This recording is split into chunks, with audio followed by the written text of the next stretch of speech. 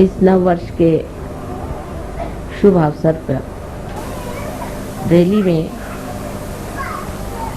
हमारा आना हुआ और आप लोगों ने जो आयोजन किया हुआ है, ये एक बड़ी महत्वपूर्ण घटना होनी चाहिए।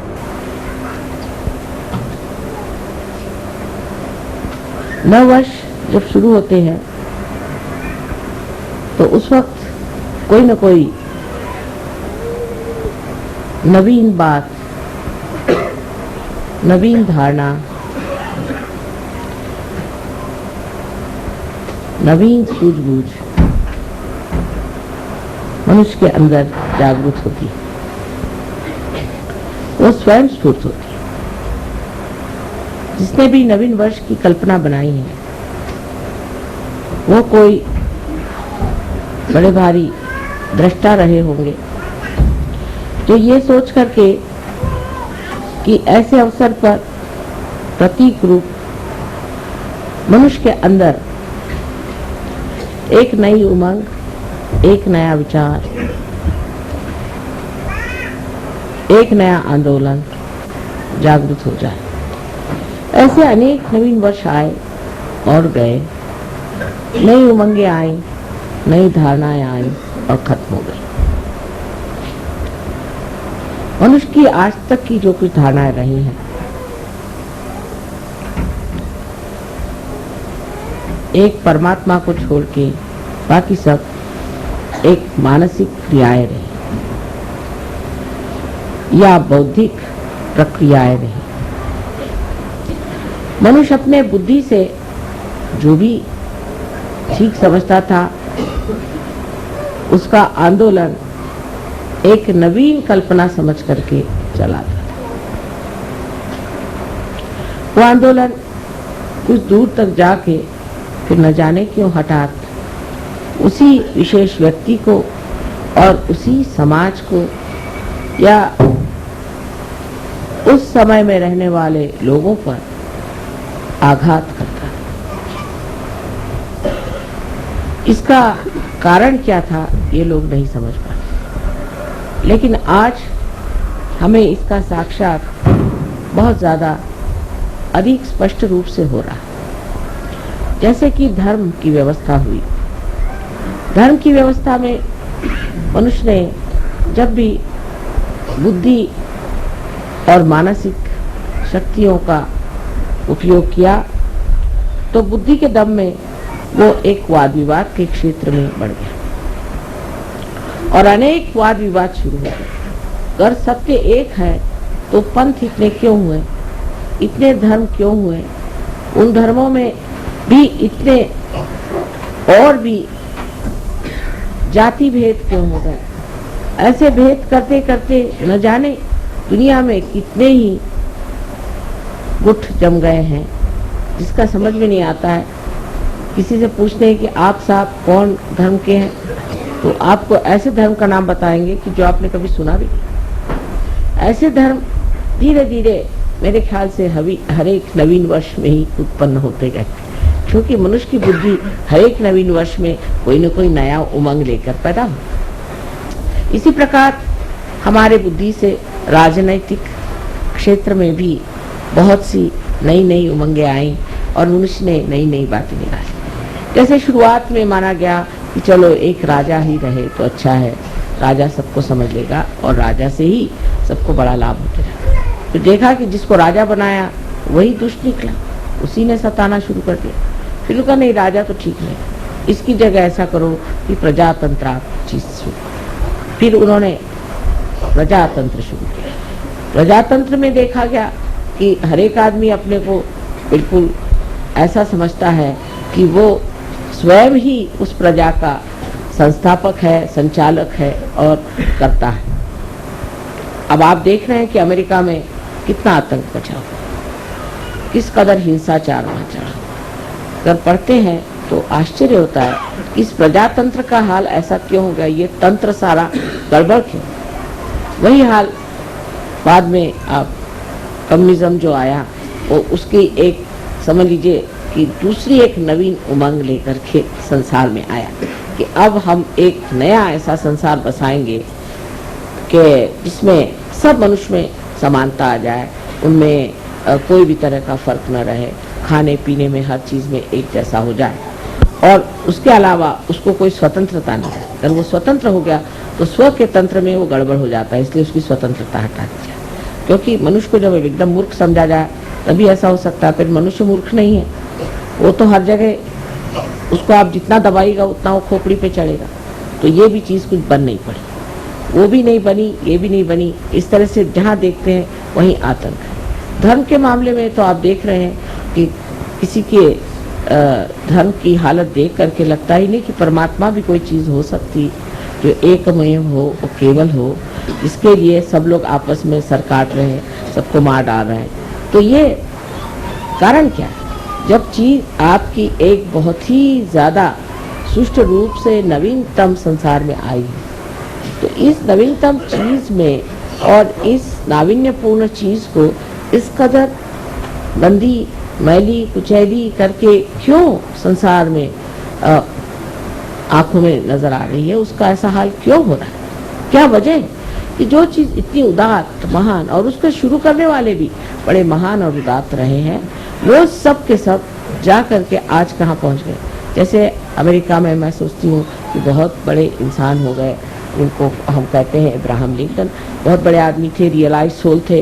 उन्होंने सीधी चीज, इतनी बढ़िया चीज संसार में ला दी, इतना बड़ा काम कर दिया। लेकिन अब जो है वहाँ देखते हैं तो सोचते हैं जो उन्होंने किया था पता नहीं उसको किस तरह से इन लोगों ने एकदम विद्रूप और कुरूप करके रख दिया। एक ये बात हो गई।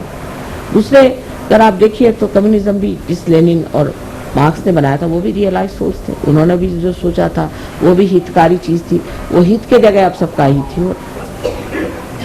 या धर्म के भी जो संस्थापक हुए सब भी बड़े उदात्त और बहुत महान लोग थे, और उनको भी कोई कह नहीं सकता, उनकी तरफ कोई निर्देश करके नहीं कह सकता कि इन्होंने कोई गलत काम किया हो या इन्होंने कोई गलत धारणा से चीज को सोचा, ऐसी बात नहीं। लेकिन आखिर आगे जाकर के वो चीज ऐसी क्यों? हीरा जो था वो जाकर के कीचड़ में कैसे मिल गया? हीरा तो जहाँ है हीरा ही रहना चाहिए, लेकिन ये तो हीरा जो आया सो कूच करके, जैसे उसका बिल्कुल ही तोड़ करके, उसको मरोड़ करके और उसको कीचड़ ही बना। और सभी दूर ये चीजें देख कर बड़ा आश्चर्य होने लगता है कि इस तरह की जितनी भी उदात्त चीजें आई। अब साइंस आया संसार में, लोगों ने कहा अब साइंस आया, अब तो हम लोग के सारे प्रश्न हल हो गए, और उस सब प्रश्न हल होने के बाद में और अब हमें कोई चीज की चिंता नहीं करनी चाहिए और सब चीज ठीक हो जाएगी। सो तो बात नहीं, हमने एक राक्षस बना के रख दिया है, एटम बॉम्ब, हाइड्रोजन बॉम्ब, ये वो अपने खोपड़ी पे खड़े कर दिए। इधर उससे ही बनी हुई ये प्लास्टिक और ये नायलॉन और ये सब इसके पहाड़ के पहाड़ खड़े कर दिए।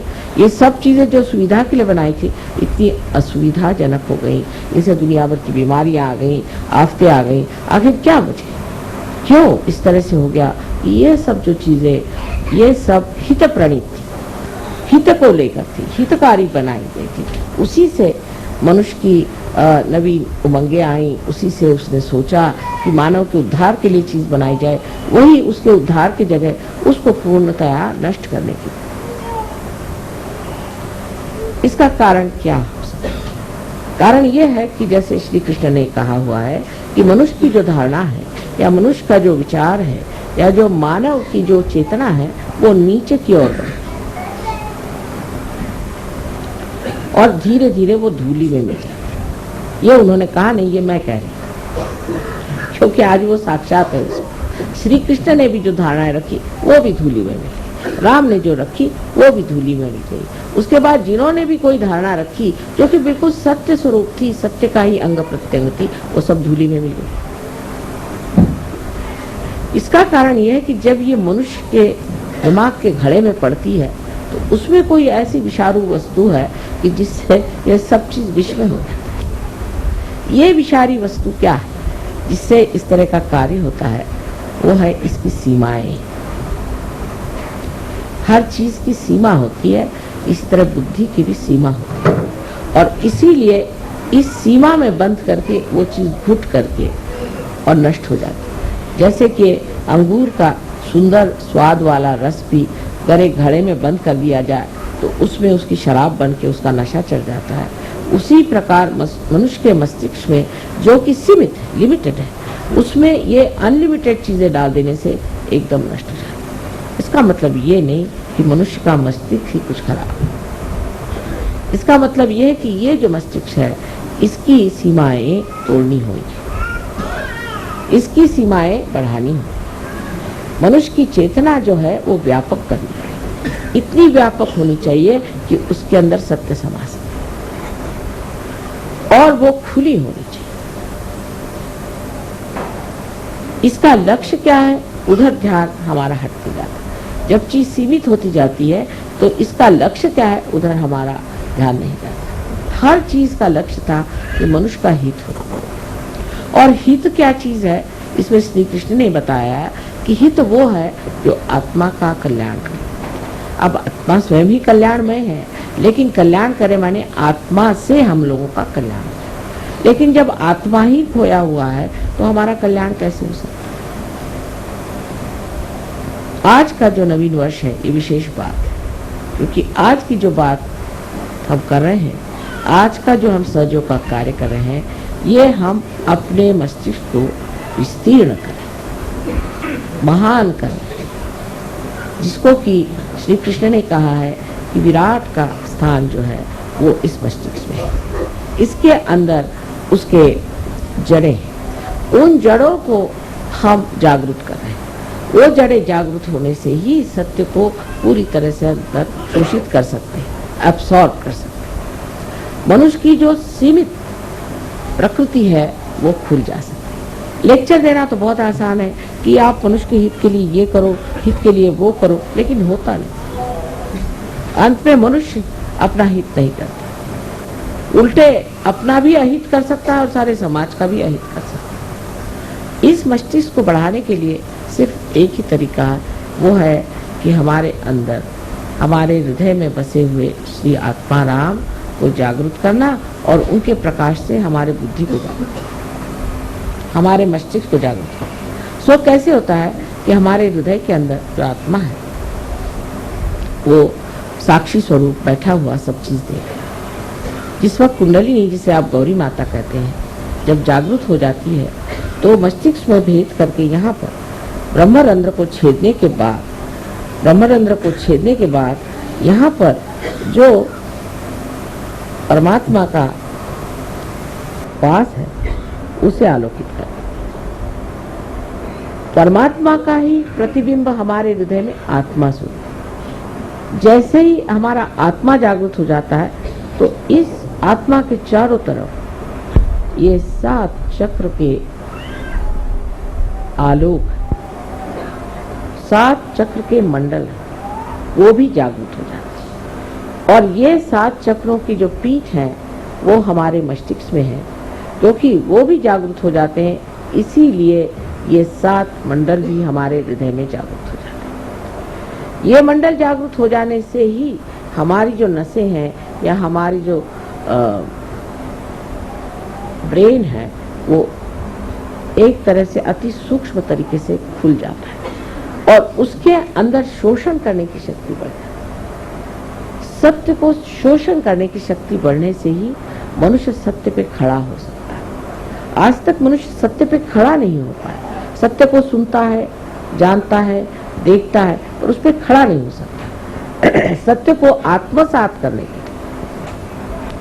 आत्मा की जागृति होनी चाहिए और वो आज सहयोग में हो गई, सहज में ही हो गई कहना चाहिए, जो इतने लोग आत्मा को प्राप्त हो। आत्मा को प्राप्त होने से वो शक्ति आपके अंदर जागृत होती है जिससे आप सत्य को आत्मसात कर सकें। जो आज डेमोक्रेसी का सत्य है वो सत्य आपके अंदर जागृत हो गया। माने ये कि दूसरा कौन है?